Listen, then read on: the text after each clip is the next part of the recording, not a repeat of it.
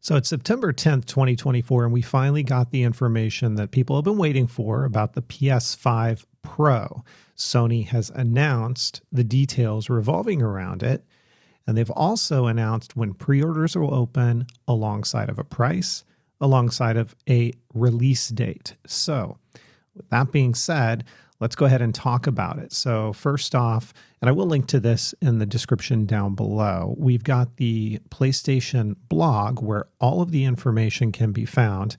And I'm going to get to what you probably want to know first and foremost, and then definitely stick around. I'll talk through my opinions on it, as well as some commentary overlaid on top of the short 9-minute video that Sony released today. So let me get straight to the point. We're going to scroll down here. The PS5 Pro is going to launch on November 7th, 2024. Your pre-orders will begin on September 26th, 2024. And this is going to cost you $699 USD. This is digital only. If you want a disk drive, you're going to have to purchase the currently available disk drive, which costs $79.99 individually. And if you want a stand to take it vertical, you'll need to purchase that individually for, I believe it's $29.99. So before tax, you're looking at about $810 for the PS5 Pro with a stand and with a disk drive. Whether or not that's worth it or not, I don't know. That's going to be up to you. But here's the thing, right? This is kind of a stopgap before we get a PS6. And I don't know when the PS6 will become available. We're looking at about a 4-year lifespan on the PS5 right now. So if the PS5 Pro comes out November 7th, are we looking at another 2 years, another 3 years? What's Microsoft going to do? Because it seems like Microsoft is kind of shying away from the hardware side of things. I mean, everybody's talking about this new Xbox that's coming out at the end of the year, but it's not new. All it's got is an updated hard drive as well as kind of a new skin to it. At least with the PS5 Pro, we're getting something new, and we'll talk about that here in just a moment. But it doesn't get away from the fact that it is expensive.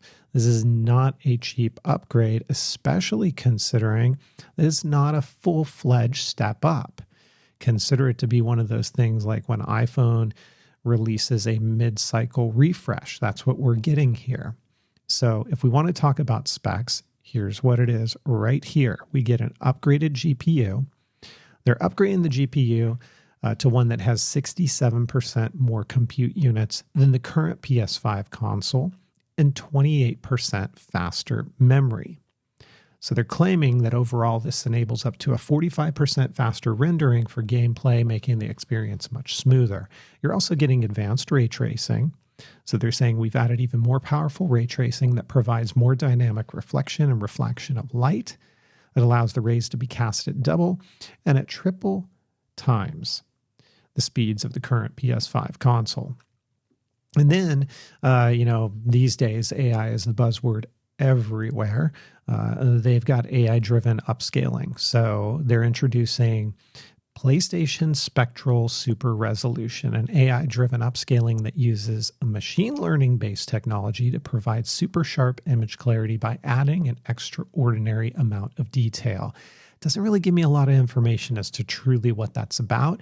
And I'm also not clear if AI-driven upscaling is only part of the PS5 Pro or if it's going to also make its way to current generation PS5 users. So in summary, really what this is doing is, and we'll watch the video together and I'll provide some commentary, but in summary, what this is really doing, if you think about how certain games give you a choice between performance or fidelity, what they're saying is developers want the fidelity. Gamers, more likely than not, are choosing performance. This blends the two so that games that support it will be able to kind of have the best of both worlds, the fidelity as well as the performance. Let me know what you guys think in the comments below. At its core, $699, that's $700. You add a disk drive to it, you add a stand, you're now at $810 pre-tax. It's still cheaper than buying a computer or a high-end GPU, but that's not an apples to apples comparison. Obviously, we know PCs are going to be superior to a console. Is this enough to make you want to do an upgrade?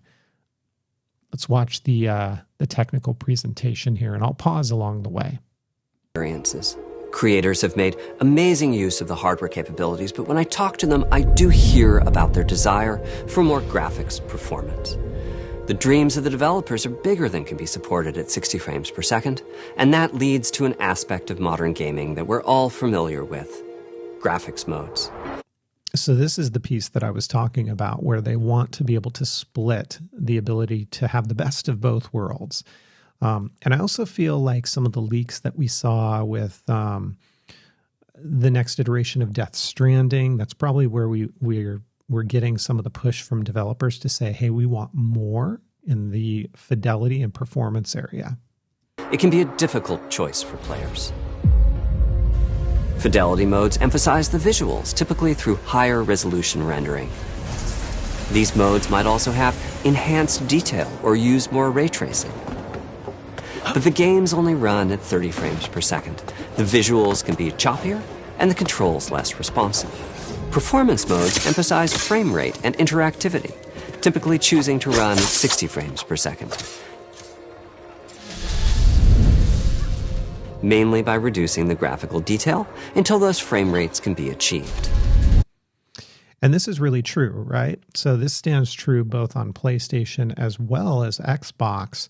I'll give you a couple of examples, right? If you play Star Wars Outlaws, polarizing a subject, I know, but I love the game, by the way. But if you play that, let's say you have 120 hertz supported display with HDMI 2.1, you can actually run it in 40 frames per second, which gives you kind of a mix of fidelity and performance, but not to the level as to what we're talking about here.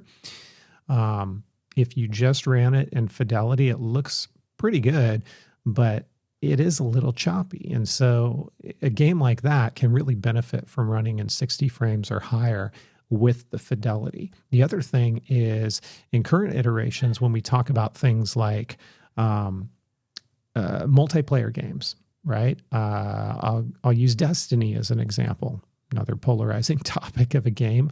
But if you go into Crucible mode and you enable 120 hertz, it's going to drop the resolution. So presumably what we're talking about here is being able to up, things like 120 hertz, but not lose the fidelity. Sea of Thieves is another example. If you run that at 120 hertz, it's going to drop it down to 1080p. So presumably this is where we'll see some of the benefits as well, if those game developers build that in and support it. When asked to decide on a mode, players are choosing performance about 3/4 of the time. Removing that decision, or at least narrowing that divide, is one of the key targets for PlayStation 5 Pro. We want to give players the graphics that the game creators aspire to, at the high frame rates that players typically prefer.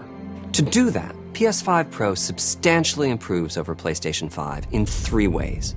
Here's what we call the Big 3. So he says it substantially improves. And what we have to remember is this is at its core a marketing video. So it's built to drive hype, similar to what Apple does with all of their releases. And they do that very well. It's also something that if you look at it technically on paper, I have no doubt that it substantially improves. What it really comes down to, though, is the real world performance, and if the games will be built to support it. And if current games that everybody knows and loves and enjoys will be able to take advantage of it. That's really going to be the big difference here, in my opinion. First, we made the GPU much larger and increased the speed of the memory it uses. The result is rendering that's up to 45% faster. Second, we made major upgrades to the ray tracing taking a streamlined and accelerated approach that allows calculation of the rays at double or even triple the speeds of PlayStation 5. And finally, we added custom hardware for machine learning and an AI library called PlayStation Spectral Super Resolution, or PSSR for short. So based upon what he said there, it sounds like the AI-driven upscaling is only going to be something built into the PS5 Pro. PSSR analyzes the game images pixel by pixel and can add an extraordinary amount of detail, which boosts the effective resolution of the games. Which you would think that would not be developer dependent, but we'll see. Game creators are adding PS5 Pro support to new and existing titles, and with the big three involved, the results can be pretty amazing, with graphics showing something like fidelity levels of detail, but at double the frame rate. Here's The Last of Us Part 2 running on PS5 Pro. It has huge amounts of detail and targets a super smooth 60 frames per second. See, and that's the thing I do have to chime in on and say, for me, running a game at 60 frames per second or higher is really a game changer. It really does make the game much more enjoyable for me and much more, obviously, smooth, but it really makes it much more enjoyable. Let's compare this to the fidelity mode on PS5, which is only running at 30 frames per second and is therefore much choppier. Don't stop! We gotta lose. This goal of delivering almost fidelity-like graphics at performance frame rates has been achieved for a broad set of titles, including Marvel's Spider-Man 2 and Ratchet & Clank Rift Apart. We can see that PS5 Pro is close to doubling the power of PlayStation 5. Which that game in itself already was amazing. Another way to compare the two consoles is to look at PS5 Pro versus Performance mode on PS5, both of which target 60 frames per second. What we see here is a difference in detail. PS5 Pro is much sharper and crisper than PS5. For this, my favorite is the parade scene from Ratchet & Clank. Distant details are much clearer. And here we can see Marvel's Spider-Man 2 is noticeably higher resolution throughout the scene, including the trees and procedural cars. So overall, some remarkable improvement to the games.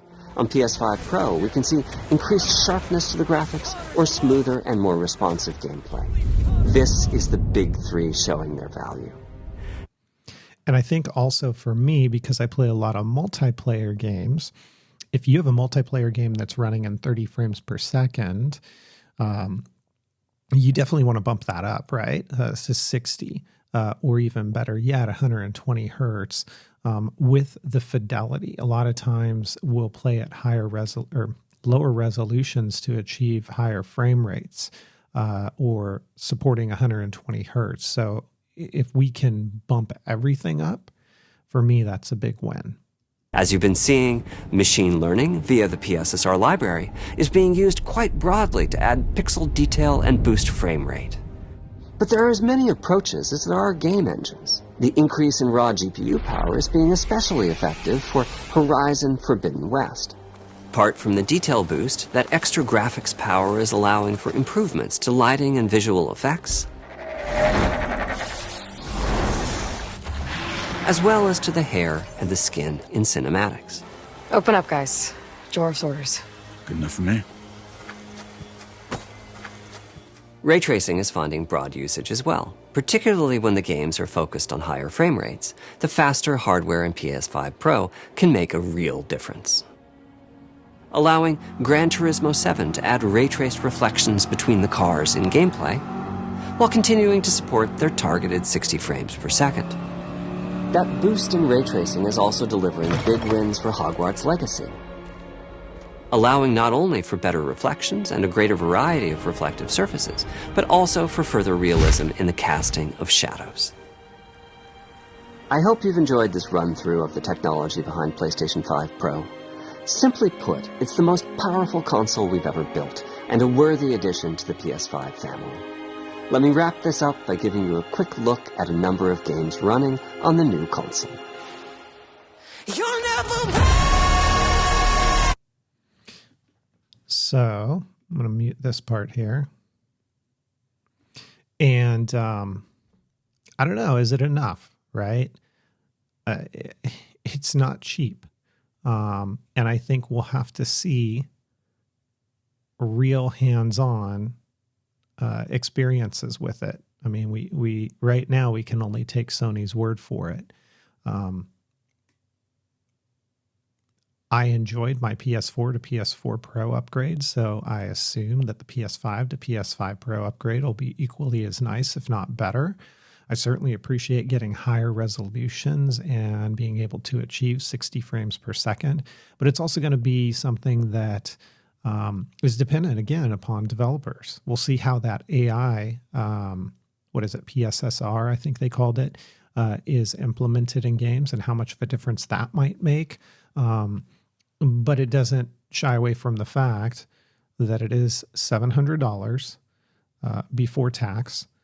And then if you want to add a disk drive, you're popping on another $79 or $80 before tax. And then if you wanted to stand it vertically, you're adding on another $30. So you're looking roughly at $810 before tax. After tax, probably pushing $860 or so, possibly $880, depending on where you live and your tax rates.